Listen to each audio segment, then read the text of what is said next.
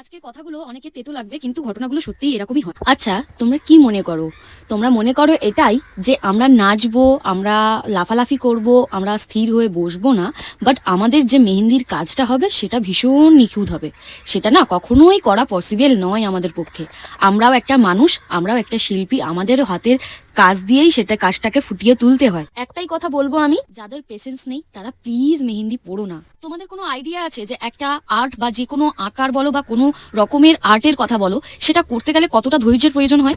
সেটা যদি জানো তাহলে আশা করি আমার যারা আপকামিং ক্লায়েন্টরা রয়েছে তারা অন্তত একটু হলেও এই জিনিসটা বুঝবে। আর এই জিনিসটা বুঝেই আমরা যতটা ধৈর্যের সাথে কাজটা করব, তোমাকেও ততটাই ধৈর্য নিয়ে বসে কাজটাকে কমপ্লিট করতে দিতে হবে। আমাদের এইসব কাজগুলোই হচ্ছে সিজনাল কাজ। তো আমাদের এই কাজগুলোর জন্য আমরা বছর খানেক ধরে ওয়েট করে থাকি কখন একটা ওয়েডিং সিজন আসবে, তখন আমরা কয়েকটা কাজ করতে পারবো। তো স্বাভাবিকভাবেই আমরা একটা কাজ অন্তত পাই না, অনেক কটা করেই আমাদের কাজ থাকে। তো সেটা টাইম ম্যানেজমেন্টটা আমরা সেইভাবেই করে রাখি যে আমরা এতগুলো ক্লায়েন্ট নিচ্ছি মানে কোথায় কতটা টাইম দিতে পারবো আর কতটা দিতে পারবো না। তো তোমরা প্লিজ একটু কোঅপারেট করো আমাদের সঙ্গে, তাহলে আমরাও এইভাবে কাজগুলোকে করে উঠতে পারবো। তোমরা যদি কোঅপারেট না করো, তোমরা শুধুমাত্র যদি ভাবো যে আমরা মজা করব, অবশ্যই তোমরা মজা করো, আমাদের কাজটা হয়ে যাক, তারপরে তোমরা নাচা নাচি ফটো তোলা যা কিছু হয় সমস্ত কিছু করো, আমাদের সেগুলোতে কোনো রকম আপত্তি নেই। শুধু যেটুকুনি টাইম 1 থেকে 2 ঘন্টা লাগে সেই কাজটা করতে, সেইটুকু টাইম তোমরা একটু আমাদের সঙ্গে কোঅপারেট করো।